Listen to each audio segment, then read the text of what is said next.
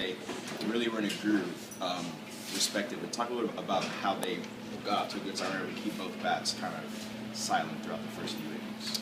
Well, Jason pitched fantastic. I thought he gave us as good a quality start on a Friday night as you could ever ask for against a very good team.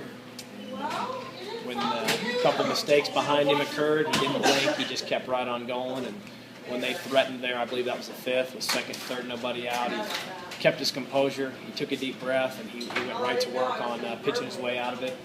I thought that was a huge momentum shift in the game for them to get second, third, nobody out and not score. It gave us that momentum. On our side, we kind of felt like we won that situation and kept us on an even playing field. We didn't have to turn the scoreboard around. And then our guys regrouped. You know, I thought that Newman pitched a nice game.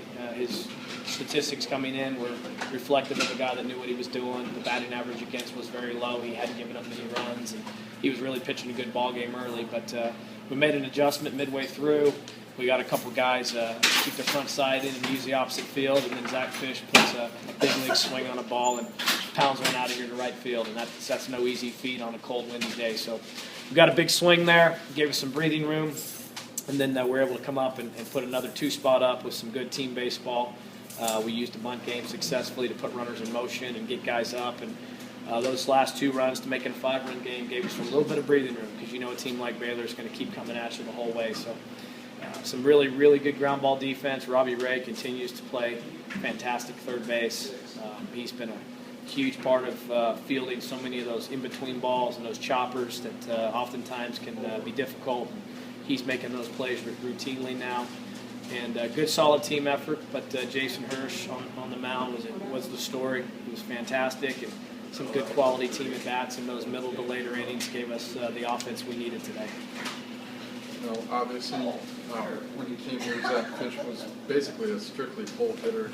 How have you seen him kind of progress, and even with today's swing, I guess? Yeah, Zach's progressed extremely well, and that's a credit to him. You know, anytime a player puts the time in and makes the adjustments that the game demands, it's really exciting to see the player have success in those moments because you know how much goes into his training in order to get the skills to drive a ball the opposite field out of the park. So I'm really proud of Zach.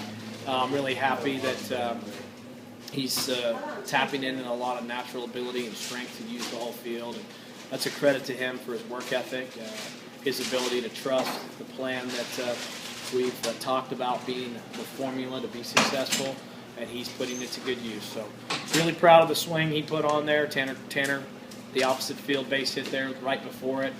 Both guys staying with what got them there, so to speak, as far as their training right there. That's rewarding. That's rewarding. You want to see your kids successful. You want to see in the moments of good competition that they take what they've been working on in practice and see it come through in the game. So proud of both those kids. Randy McCurry had an opposite field double as well. So those were some good opposite field hits. Robbie Ray, opposite field base hit. Some quality bunts out of Donovan Walton, Sawyer Sachs, and Aaron Cornell. So you're happy when you see your kids doing the things that allow them to be successful.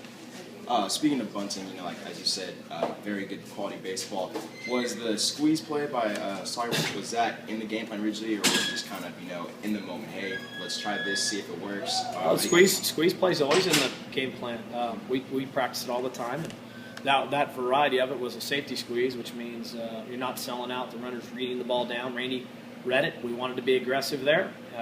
Good base running by Randy, and you forced the defense there to make a perfect play. And the pitcher did a nice job, but his feed to the catcher was just a little bit to the right, which gave Randy some room to slide into the back of home plate. So it's good baseball. It's good baseball play.